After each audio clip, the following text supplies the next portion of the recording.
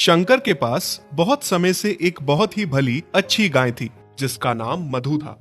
मधु ने काफी सालों तक शंकर को भर भर के दूध दिया। जब वो बहुत गरीब हुआ करता था तब से मधु उसके पास थी और मधु की वजह से शंकर की गरीबी दूर हुई। उसका दूध इतना टेस्टी और मीठा दूध था कि सारे गांव वाले उसी के घर से दूध ले जाना पसंद करते थे। लेकिन अब समय ऐसा आ गया था कि मधु ना तो बच्चे दे सकती थी और ना दूध, वो बूढ़ी हो चुकी थी। लेकिन मधु की ही जनी हुई दो बेटियां चांदनी और रोशनी शंकर के घर में थीं। दोनों गायें अब शंकर का घर चला रही थी। अच्छा खासा दूध देती थी दोनों। इस बात से मधु को गर्व भी होता था कि उसकी बेटियां उसकी जगह दूध दे रही हैं।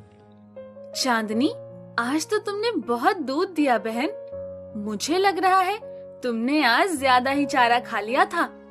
हाँ दीदी, आज मैंने कुछ ज्यादा ही खा लिया था। भूख ही इतनी तेज थी आज कि खाते खाते पता ही नहीं चला। मेरी बच्चियों, मुझे इस बात का गर्व है कि मैं मालिक को दूध नहीं दे सकती। अब बूढ़ी हो गई हूँ, पर तुम दोनों मेरा अंश, मेरा नाम रोशन कर रही हो। मालिक को इतना दूध देके उनका घर चला रही हो। मैं तो किसी काम की नहीं रही अब। ऐसा ना कहो माँ, जितना तुमने मालिक के लिए किया है उतना तो हम दोनों भी मिलके नहीं कर सकती। और जो मालिक मेरे लिए कर रहे हैं, हालांकि मालिक को मुझसे कोई फायदा नहीं हो रहा, मुफ्त का पाल रहे हैं मुझे।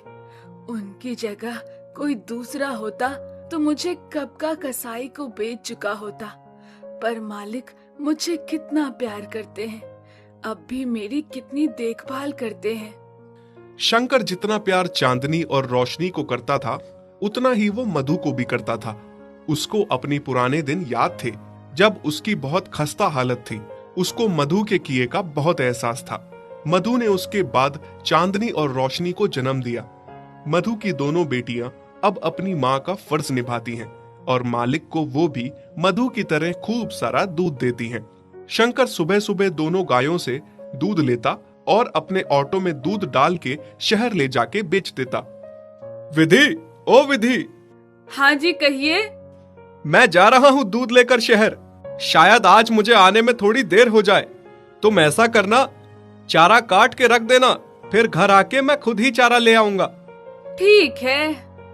शंकर दूध निकाल के ऑटो में डाल के ले जाता है और विधि चारा काटने चली जाती है।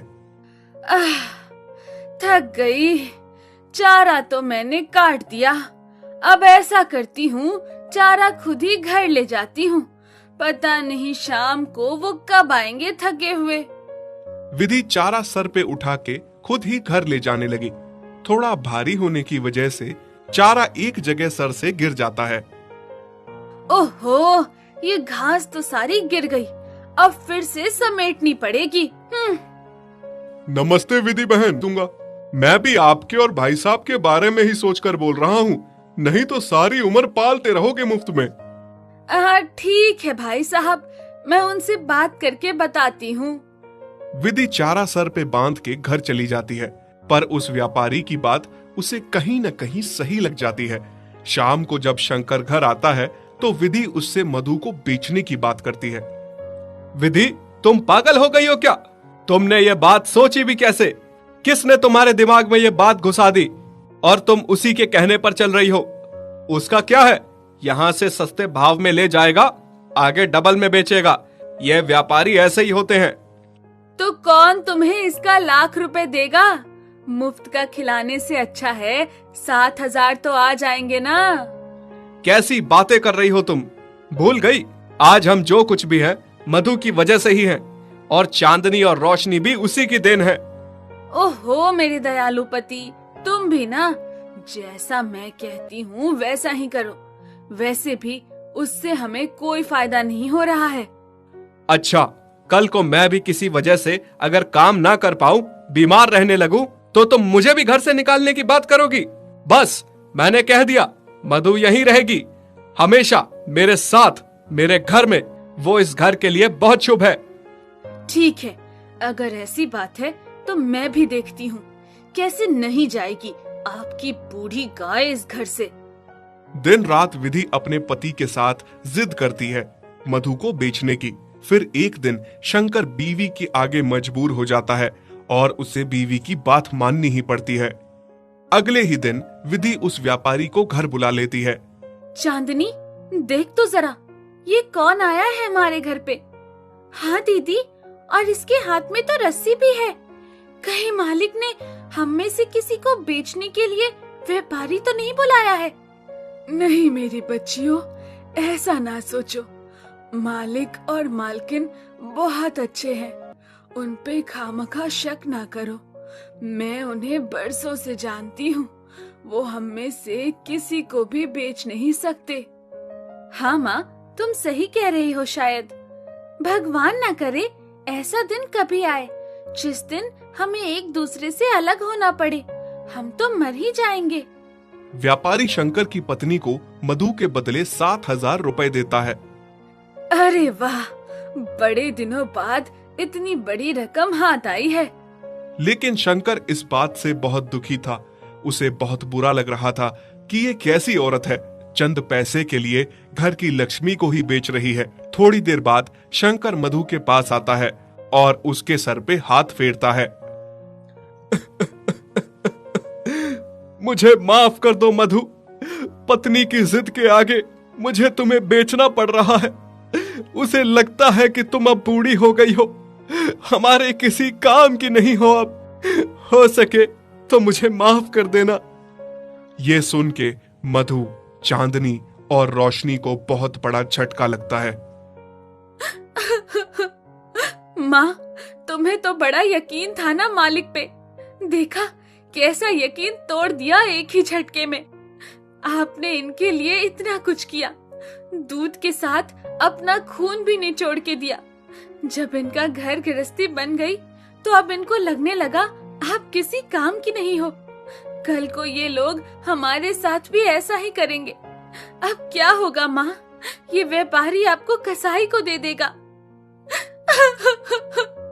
हाँ माँ, सच कहते हैं, इंसानों को जिस चीज से फायदा होता है उसको रखते हैं। अगर वो चीज किसी काम की ना रहे उसे नहीं रखते। बहुत मतलबी होते हैं ये इंसान। बुरा तो मुझे भी बहुत लग रहा है मेरी बच्चियों, पर मेरी भी समझ में नहीं आ रहा मालिक ऐसा क्यों कर रहे हैं। तभी व्यापारी मधु को रस्सी से बांध के वहां से ले जाने लगता है। चांदनी और रोशनी बहुत रोती हैं। माँ, हम आपके बिना कैसे रहेंगे? जाते जाते मधु की आंखों में बस आंसू थे। वो तो अपने मालिक से उसके बेचने का शिकवा भी नहीं कर पाई। व्यापारी उस बुजुर्ग गाय को रास्ते में खूब मारते मारते ले जाता है। घर पहुंच के उसे गौशाला में बांध देता है और खूब सारा चारा खिलाता है। लेकिन मधु को पता था कि उसे खूब खिलाएगा पिलाएगा, फिर कसाई को उसे बेच के मोटी रकम हासिल करेगा। फिर थोड़ी देर में कसाई व्यापारी से मिलने आता है। व्यापारी उसे कहता है कि कुछ दिनों में आके उसे ले जाए। नहीं नहीं, ये व्यापारी तो मुझे कसाई को सौंप रहे हैं। मुझे नहीं मरना। मालिक, आपने ऐसा क्यों किया? मेरी क्या गलती थी? हाँ, मुझे इतनी जल्दी हार नहीं माननी चाहिए। मुझे वापस मालिक और अपनी बच्चियों के पास जाना होगा। न जाने मेरी बच्चियों का मेरे बिना क्या हाल है। उधर चांदनी और रोशनी का अपनी माँ के बिना बहुत बुरा हाल था। फिर रात में जैसे तैसे गले का खूंटा तोड़ के मधु भागती हुई घर पहुंच जाती है। चांदनी और रोशनी को जैसे ही अपनी माँ दिखती है, उनके लिए मानो सवेरा हो जाता है। मधु अपनी दोनों बच्चियों को गले से लगाती है। माँ, आप आ गई। अब हमें छोड़ के कभी मत जाना, हम आपके बिना मर जाएंगे माँ। हाँ मेरी बच्चियों, मैं अब कभी भी नहीं जाने वाली हूँ। सुबह जब शंकर दूध निकालने गौशाला में आता है और वहाँ वो मधु को देखता है तो बहुत खुश हो जाता है। उसके सर पे हाथ फेर के प्यार देता है। विधि, विधि देखो तो कौन आया है। अरे क्यों चिल्ला रहे हैं आप? कौन आया है? हाँ, ये मधु ये वापस कैसे आ गई? देखा, मैं ना कहता था, मधु हमें बहुत प्यार करती है, उसको हमें नहीं बेचना चाहिए। तुम चुप रहो जी। चिल्ला के तो ऐसे बुला रहे थे जैसे पता नहीं क्या हो गया। इस बूढ़ी बेकार गाय को मुफ्त का खाने की आदत हो गई है। मैं कहती हूँ जल्दी इस व्यापारी को बुलाओ, उससे पैसे लिए हैं, यहाँ आके इसे ले जाए। शंकर मजबूर होकर फिर से उसी व्यापारी को बुलाता है मधु को ले जाने के लिए।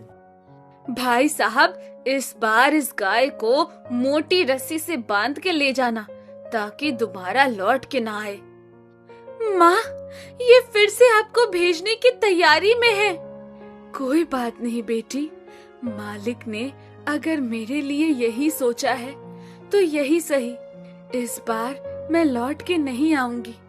बस मेरे जाने के बाद तुम दोनों अपना ख्याल रखना। नहीं माँ, ऐसा ना कहो। व्यापारी मधु को फिर से ले जाता है, पर इस बार मधु जाने में कोई जिद नहीं करती, क्योंकि उसे पता था उसकी जिद करने का कोई फायदा नहीं। वो अगर फिर से लौट आई तो मालकिन उसे फिर से भिजवा देगी। इधर चांदनी और रोशनी का रो रो के बुरा हाल था। दोनों ने माँ की याद में खाना पीना छोड़ दिया था। दोनों बीमार हो गई थी, दूध देना छोड़ दिया था। देखिए ना जी, किसकी नजर लग गई हमारे घर को। चांदनी और रोशनी कितनी बीमार है, खाना पीना छोड़ दिया है दोनों ने। इतना अच्छा कारोबार हमारा बंद हो गया है। ये और कुछ नहीं, मधु का फिटकार लगा है हमें। बोझ थी ना वो तुम्हारे लिए, जबरदस्ती उसे बेच दिया। जिसने शुरू से हमारा साथ दिया, बाद में जब वो तुम्हारे किसी काम ना आने लगी तो उसे बेच दिया। खुद गर्ज औरत, इनको भी इनकी माँ से अलग कर दिया। ये तो होना ही था, मुझे अपने साथ पाप का भागीदार बना दिया तुमने। आप सही कह रहे हैं जी, बहुत बड़ी गलती हो गई है मुझसे। मैं आपके आगे हाथ जोड़ती हूँ। आप उस व्यापारी के पैसे लौटा दीजिए और मधु को घर ले आइए। अगले दिन जब शंकर और विधि मधु को लेने व्यापारी के घर जाते हैं तो वहां वो देखते हैं कि व्यापारी ने मधु को कसाई को बेच दिया है और कसाई मधु को ले जा रहा है। अरे कौन हो तुम और मेरी मधु को कहाँ ले जा रहे हो? कहाँ ले जा रहा हूँ मतलब? मैंने इसे खरीदा है, वो भी डबल भाव में। मैं तुम्हें इसके भी डबल पैसे दूंगा।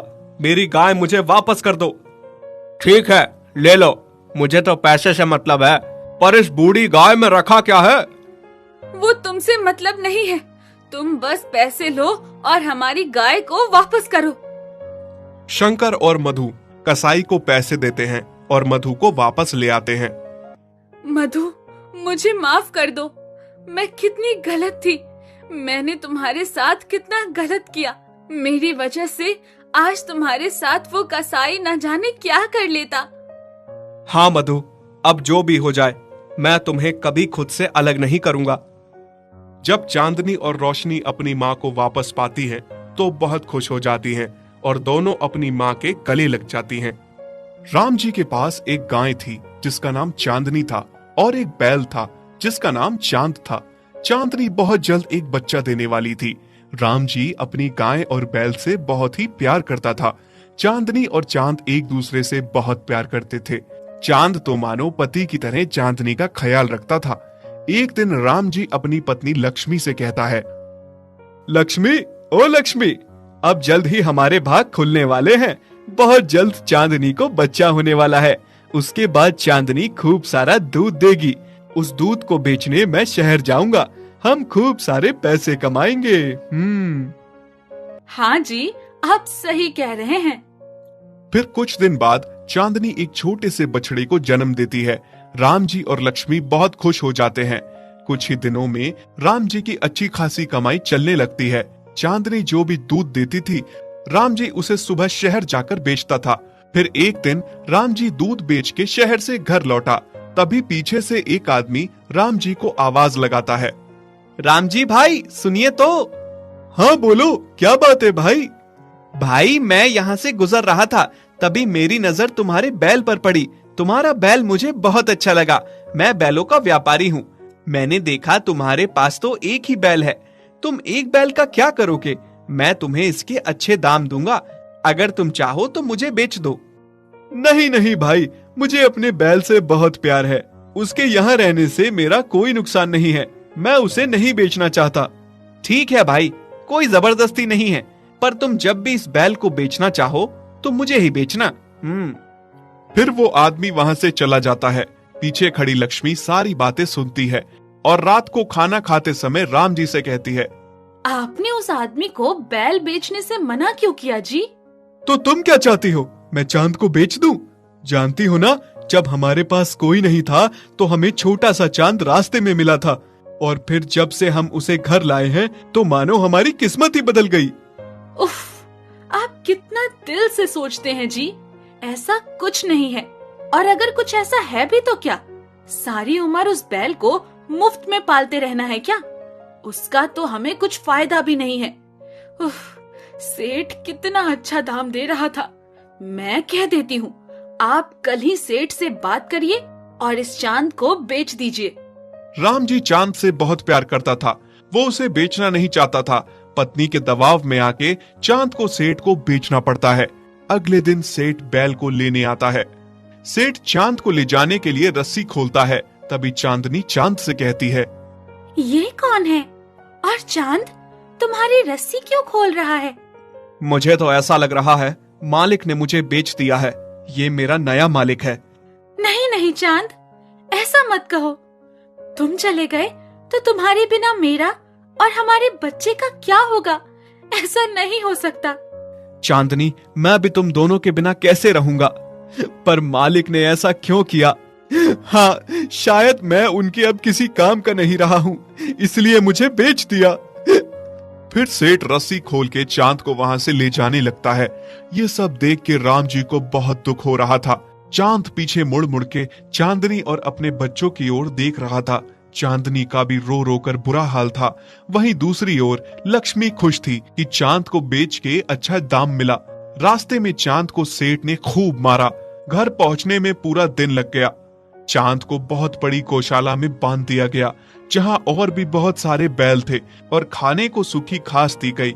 चांद का उस अनजानी जगह पर बिल्कुल भी मन नहीं लग रहा था। उसने वो सूखी घास नहीं खाई और पूरी रात वहां से भागने की योजना बनाने लगा। वहीं दूसरी तरफ चांदनी ने भी चारा नहीं खाया। वो भूखी प्यासी ही थी। चांद जिस रस्सी से बंधा था उसे उसने खींचकर तोड़ दिया। अगले दिन जब चांदनी ने देखा तो चांद उसके सामने था। चांदनी को अपनी आंखों पर यकीन नहीं हो रहा था कि चांद लौट आया था। अब मैं तुम्हें छोड़कर नहीं जाऊंगा। सच? तभी राम जी बाहर आकर देखता है चांद लौट आया है। उसे अपनी आंखों पर यकीन नहीं हो रहा था। लक्ष्मी, अरे ओ लक्ष्मी, देखो तो कौन आया है। कौन आया है? देखो, चांद लौट आया है। अब मैं उसे जाने नहीं दूंगा। तुम क्या इसके लौटने पे खुश हो रहे हो? सेठ को बुलाओ, इसको यहाँ से ले जाए। हाँ, इस बैल को फ्री का खाना खाने की आदत है, तभी वापस आ गया है। अगले दिन सेठ फिर से चांद को ले जाने आता है। ये फिर से आ गया। नहीं नहीं, मैं नहीं जाऊंगा। हे भगवान, मालिक ऐसा क्यों कर रहे हैं? क्यों हमें अलग कर रहे हैं? सेठ चांद को फिर से ले जाने लगता है। इस बार वो उसे मारता नहीं है। घर पहुंच के उसे गौशाला में बांध देता है। उसे फिर से सूखी घास खिलाई जाती है। चांद को इस बार एक मोटी रस्सी से बांध दिया जाता है ताकि वो भाग न सके, पर फिर भी वो वहां से भागने के बारे में सोचना नहीं छोड़ता। इस बार भागूंगा तो चांदनी और अपने बच्चों को लेकर कहीं दूर जाऊंगा ताकि फिर से हमें कोई अलग ना कर सके। वहीं दूसरी ओर चांदनी चांद के बिना बहुत उदास थी। उसके लिए चांद के बिना रहना एक एक दिन मुश्किल हो रहा था। उसने खाना पीना छोड़ दिया था। ये देखकर राम जी और लक्ष्मी बहुत दुखी हो रहे थे। देखिए ना जी, हमारी लक्ष्मी को अचानक से क्या हो गया है? अच्छी भली थी, अचानक से इतनी बीमार कैसे हो गई? ये सब तुम्हारे कारण हुआ है। तुम्हारे साथ मैं भी इस पाप का भागीदार बन गया हूँ। हाँ, मेरे कारण? मैंने क्या किया? क्या तुम अंधी हो गई हो? तुम्हें दिखता नहीं है चांद और चांदनी का प्यार? वो दोनों एक दूसरे से कितना प्यार करते हैं। चांदनी का बच्चे का बाप भी चांद ही है। तभी चांद भाग भाग कर अपने परिवार के पास लौट आता है और हमने किसी के परिवार को तोड़ा है, इसका पाप तो हमें जरूर लगेगा। आप सही कह रहे हैं जी, मुझसे बहुत बड़ी भूल हो गई। पैसों के लालच में मैंने ये क्या कर दिया। आप कल ही जाकर सेठ को उसके पैसे वापस कर दीजिए और चांद को घर ले आइए। उधर चांद पूरी रात रस्सी को तोड़ने में लगा रहता है।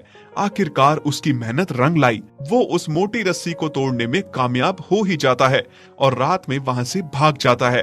रात के अंधेरे में वो रास्ता भटक जाता है और चलते चलते बहुत थक जाता है। ऊपर से भूख और प्यास से बहुत बुरा हाल था।